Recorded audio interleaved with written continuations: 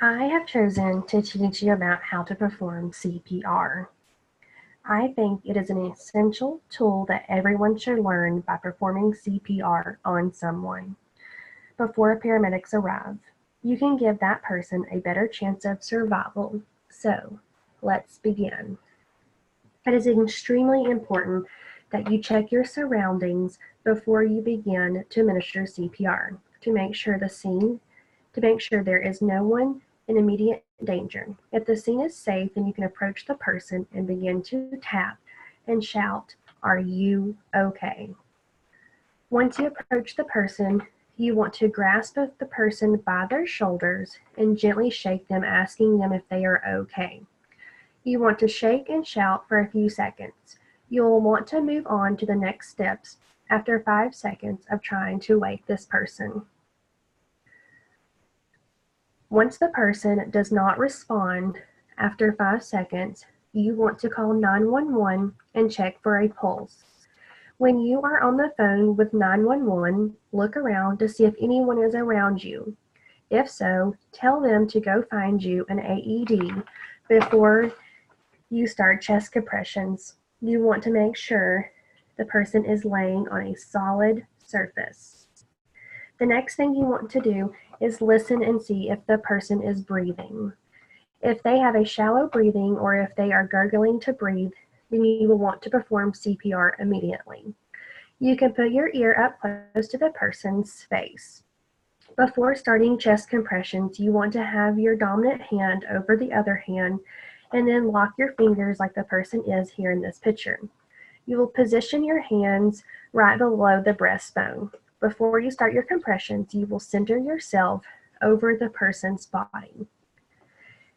Being centered over the person's body is going to give you more force when pushing on the chest. You want to push hard and steady.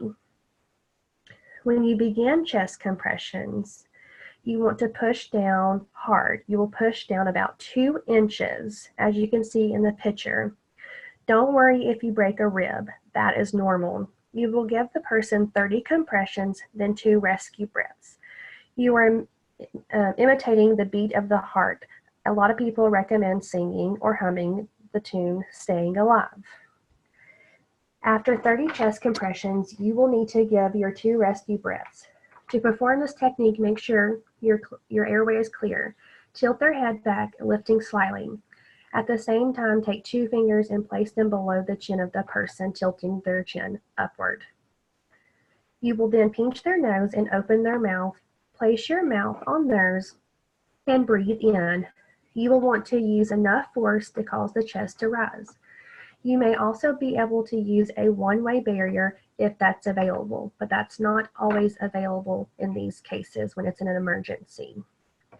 Hopefully by this point, someone has brought you an AED. An AED is a defibrillator you will turn on.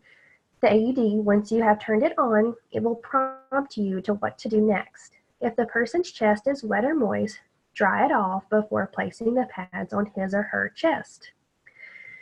You will place 1 pad on the right side of the chest, just below the collarbone. Place the other pad on the lower left side of the chest. Connect the pad to the AED if they're not already connected. It is critical that no one touches the victim or his clothing while the AED analyzes or delivers a shock. When prompted by an AED to deliver the shock, the AED user quickly looks up and down the victim to ensure no one is touching him and loudly states, "Everybody clear." The rescuer can now push the shock button and deliver the shock. Once you have given the shock, you can start CPR back and listen to the AED to give the next steps. You will give about 2 minutes of CPR, which is usually about 5 cycles, and then shock again if EMS hasn't arrived by now, which hopefully they have arrived at this point. I'm also going to share with you a little about infant CPR.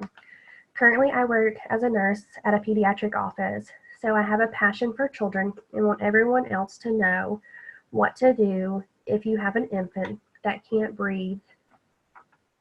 For infants, you're going to follow the same steps that I gave you in the slides 2 through 5. Instead of locking your fingers together and placing your whole hand on the chest, you are just going to use 2 fingers to deliver the quick compressions that are about 1.5 inches deep. After compressions, you will give 2 rescue breaths. Hopefully, in the case of having an infant, that you'll also have a pediatric AED. Shown in the picture, this lady has a barrier that you can use for the baby, and that will protect against anything that can spread. This AED has smaller pads and shock isn't as strong as the adults. You will still turn on the machine and place 1 pad on the front of the baby and the second pad on the back of the baby. If you do not have an infant AED, you can still use the adult AED because the shock might be the only way to save their life. Hopefully, now you have an understanding of how to perform CPR on adults and infants. The only difference is with adults, you use both hands, and with infants, you only use your 2 fingers. So do not forget the difference in each baby and adult. I really enjoy teaching you about something I am passionate about, and one day, if you ever stumble across this situation, you can hopefully recall back to some steps from my video. Thank you.